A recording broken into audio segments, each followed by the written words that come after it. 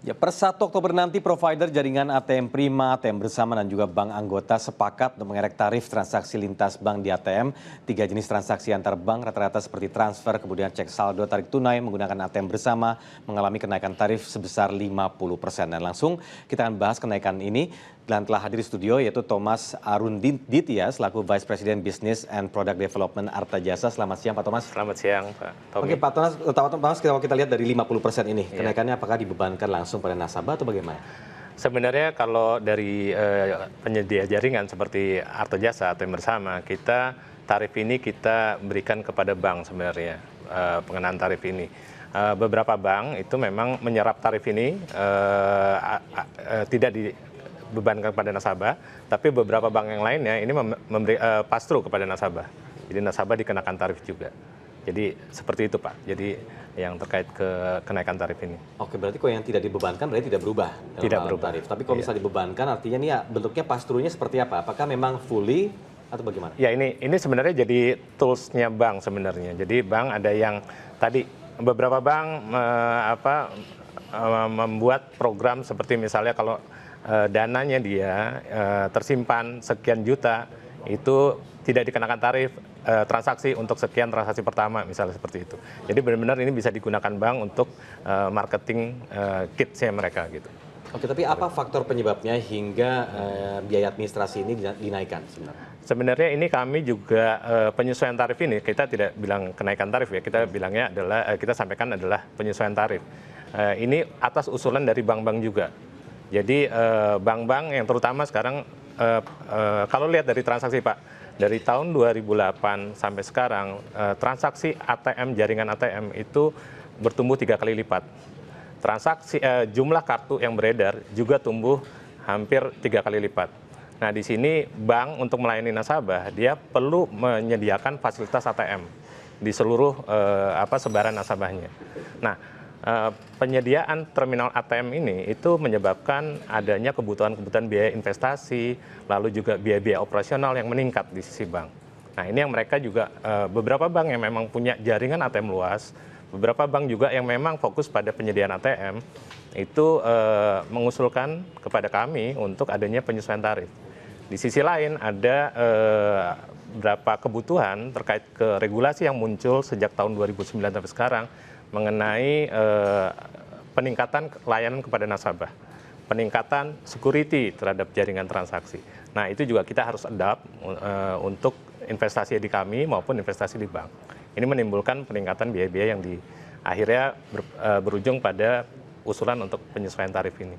Oke, dan ini berarti untuk Arta Jasa sendiri bagaimana kelanjutannya? Apakah juga akan meningkatkan layanan seperti tadi? Salah satu sudah telah disebutkan mengenai security tadi ya, keamanan. Ya, betul. Ya kalau kita merunut pada aturan yang Bank Indonesia keluarkan per 1 Januari 2016 seluruh bank di Indonesia harus menggunakan chip card untuk transaksi di ATM, di debit, kartu debit itu akan menggunakan chip card. Nah ini salah satu bentuk investasi dari sisi bank, juga dari sisi kami. Jadi kami harus melakukan upgrading host mengenai security ini. Yang kedua, tadi terkait ke peningkatan transaksi, peningkatan kartu yang ada di masyarakat, itu juga kita harus mempersiapkan kapasitas dari sistem yang ada. Karena kapasitas itu tidak hanya bergantung dari kami sendiri, itu juga kapasitas yang dari sisi bank. Karena kalau bank yang besar, kapasitasnya mungkin dia bisa sanggup untuk melayani pertumbuhan nasabahnya.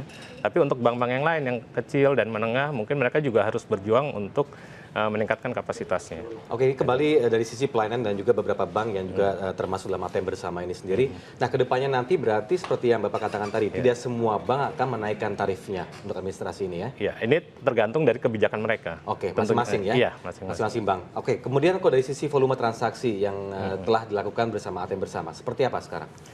Saat ini transaksi ATM Bersama memang tadi saya sudah sebutkan, jaringan sejak 5 tahun terakhir itu pertumbuhan transaksi sangat-sangat tinggi sekali. Ini di-compare dengan pertumbuhan yang masing-masing bank juga menurunkan masing-masing ATM sendiri. Iya. Gitu. Jadi memang ini terpacu pada sebaran terminal ATM bank. Jadi beberapa bank besar itu sekarang jumlah ATM-nya lebih di atas 10.000, di atas 15.000 bahkan gitu. Nah, sementara bank yang lain jumlah ATM-nya mungkin masih tetap tumbuh tapi mungkin di bawah level 5.000. Nah, Dengan sebaran yang luas ini, potensi masyarakat untuk bertransaksi, karena masyarakat juga kan makin luas area pergerakannya mereka, sehingga mereka membutuhkan jaringan antar bank, sehingga otomatis juga ada peningkatan transaksi di sana. Oke, tapi dari sisi jumlah transaksi yang telah Bapak sebutkan tadi, kemudian juga ada penyesuaian atau adaptasi dengan teknologi baru, terutama tadi chip. Nah, investasinya berapa dilakukan oleh Arta Jasa khususnya untuk bisa beradaptasi dengan ini?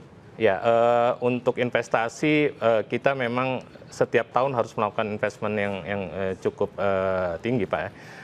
Untuk yang tahun ini persiapan untuk chip kita memang melakukan 2 sampai hampir 3 kali nilai investasi di tahun-tahun sebelumnya, Pak. 2 sampai 3 kali dibandingkan yang tahun-tahun sebelumnya. Tapi dari sisi kenaikan, kira-kira ada proyeksi atau target kenaikan yang diharapkan oleh Arta Jasa dari adanya kenaikan tarif? Penyesuaian tarif ini? Penyesuaian tarif. Sebenarnya kalau dari sisi kami, tentunya itu seperti 2 sisi ya Pak ya. Jadi kenaikan tarif mempengaruhi juga perilaku masyarakat untuk bertransaksi. Jadi kalau misalnya masyarakat ada penyesuaian tarif, tentunya mereka juga akan melihat efektivitas tarifnya terhadap jumlah uang yang mereka tarik atau mereka transfer. Akhirnya jadi pilihan ya. Akhirnya jadi pilihan karena kan nasabah punya pilihan sebenarnya mau transaksi antar bank atau transaksi di banknya sendiri gitu. Nah, kalau misalnya memang mereka membutuhkan, mereka akan melakukan transaksi antar bank. Kalau tidak, mereka transaksi. Nah, otomatis kenaikan tarif akan merubah perilaku mereka. Otomatis kalau kami sebagai penyedia jaringan, kita memang lebih revenue kita datang dari perilaku masyarakat tadi. Masyarakat sering menggunakan transaksi antar bank, otomatis kita juga akan mendapatkan revenue yang memadai untuk aktivitas operasional dan investasi kita. Dan ini sudah dipastikan tanggal 1 Oktober? Iya. Oke, dan sejauh ini bagaimana dari masing-masing perbankan bersama Arta Jasa dan juga OJK mengenai aturan ini? Oke, kalau dari perbankan, jadi kita memang karena tadi usulan ini juga muncul dari bank. Lalu juga kita punya komisi yang beranggotakan perwakilan dari semua bank-bank kita. Kita mengadakan diskusi juga dengan mereka. Dampak-dampak kenaikan tarif ini, lalu besarannya seperti apa.